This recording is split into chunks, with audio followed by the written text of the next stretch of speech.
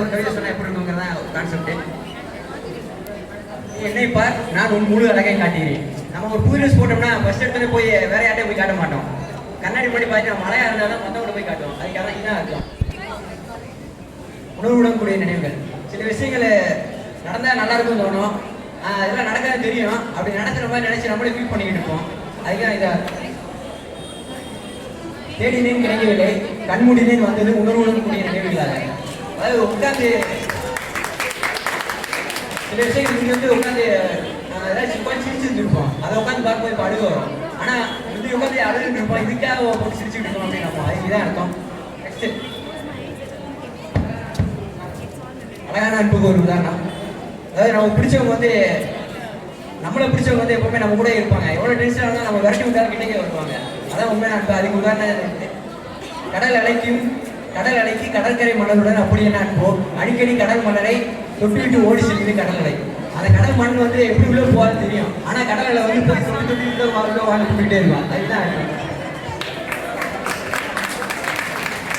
உடன் பிறந்த தாய்னா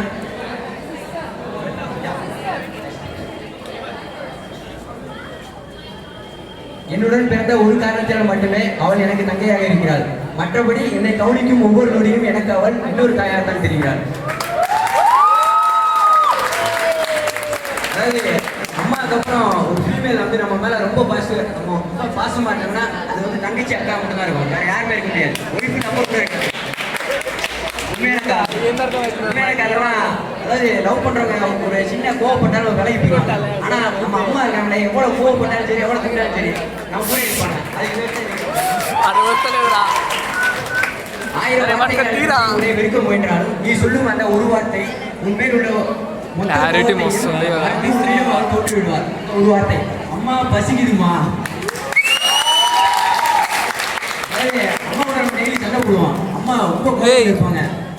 அந்நேரம் பார்த்துட்டு சோறுமா பசிக்குமா அப்படின்னா சோறை எடுத்து வந்து வச்சுட்டு சாப்பிட்டுக்கலாம் அப்படின்னு ஒரு அன்போட ஒரு கலந்து ஒரு வார்த்தை சொல்லுவாங்க. அதான் பெற்றெடுத்த தாய், பெற்றெடுத்த காதலிக்கார். அதாவது ஒரு பெண்ணோட லைஃப் சைக்கிள் எப்படி இருக்குங்கிறத அப்படியே பிறந்தவுடன் அவள் பெண் குழந்தை, பருவத்தில் அவள் அழகான கவிதை ஆகிறாள். திருமணத்தின் போது பதிக்கப்படுகிறாள். ஆனால் அதற்கு பின் இறைவனே அவளுக்கு குழந்தையாக பிறந்தாலும் அவனே அவளை வணங்குவான். பெண் என்ற மதிப்பை தாண்டி தாயாக. அம்மா வந்து சாமி சாமி சொல்லி சாமி கும்பிட போவாங்க. ஆனா அந்த சாமியை அம்மாவுக்கு வந்து குழந்தையா பிறந்துச்சா அம்மாவுக்கு கும்பிடுவோம். அதுக்குதான் இருக்கும் கனவு. எல்லாத்துக்கும் ஒரு லட்சியம் இருக்கும். அந்த லட்சியம் அடைகிற வரையும் நைட்டு ஃபுல்லாக தூக்கம் வராது. அப்படியே தூக்கம் வந்தாலும் நைட்டு ஃபுல்லாக காஸ்டிங் சார் கனவு வருவார், சீனியர் சார் கணக்கு வருவார். அப்படி கனவுல வர்றதை கனவு நினைச்சிட்டா உண்மை செய்ய முடியாது. அதுக்குதான் உன்னை நேரில் பார்த்ததை விட கனவில் அடைந்ததுதான் அதிகம். ஆனால் உன்னை ஒருபோதும் கனவாக விட்டுவிட மாட்டேன்.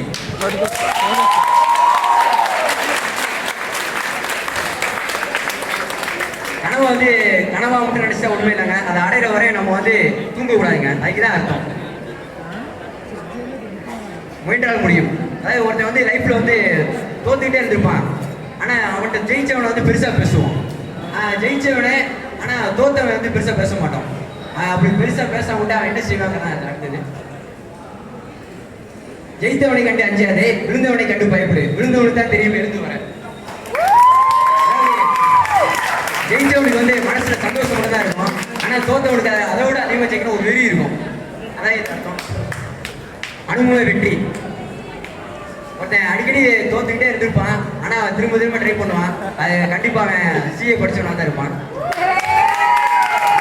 அப்படி ட்ரை பண்ணிக்கிட்டே இருக்கிறவங்க அந்த கவிதை. வெற்றியை அதிர்ஷ்டத்தை கூட அடையலாம், ஆனால் அனுபவம் தோல்வி மூலமே கிடைக்கும். வெற்றி முக்கியம் இல்லை, அதை பெறுவதற்கான அனுபவம். ஜெயிச்சுட்டே ஒரு முக்கியம் இல்லை, அதிர்ஷ்டம் கூட இருக்குங்க. ஆனா அனுபவம் தாங்க முக்கியம். கான்செப்ட் எவ்வளவு இருந்தாலும் கிட்ட கொஞ்சம் நம்மகிட்ட வந்து கேட்பாங்க. முதல் காதல்.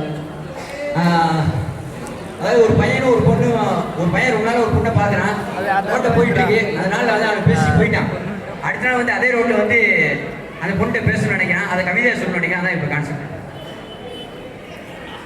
நான் கடந்து வந்த பாதை என்பதை வரும்போதுதான் உணர்ந்தேன், போகும்போது அல்ல.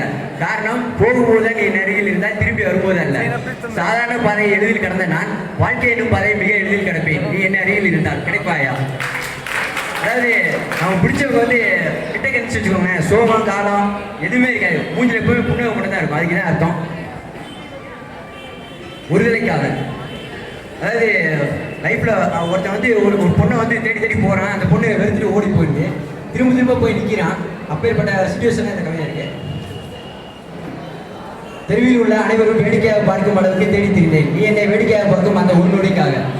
அதாவது ஒரு தலையாக காதல் பண்றவங்க தான் வேடிக்கையாக பார்க்கற கூட வாழ்க்கையை நினைப்பான். அதுக்கு தான் அர்த்தம். நினைவுகள்.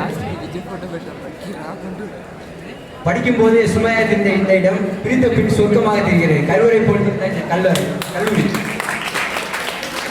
லைஃப்ல நடக்காது தெரியும், ஆனா இதெல்லாம் நடந்தா எனக்கு நல்லா இருக்கும் தோணுது இன்னும். ஒருவரி கவிதை. அன்பு எதிரியை நண்பனாக்கும், கோபம் உன்னை நேசிப்பவரை யோசிக்க வைக்கும், பொறாமை ரசிக்கும் விஷயத்தை வெறுக்க வைக்கும், அழுகை கஷ்டத்திற்கு சிறந்த வழி, மௌனம் அழகான மொழி, புன்னகை முகத்தை அழகாக்கும், சிரிப்பு கவலையை மறக்க வைக்கும், பொறுமை வெற்றியின் முதற்படி, தாய் நடமாடும் தெய்வம், தந்தை பெற்றெடுத்த நண்பன், தங்கை உடன் பிறந்த தாய், நண்பன் இன்னொரு மனசாட்சி,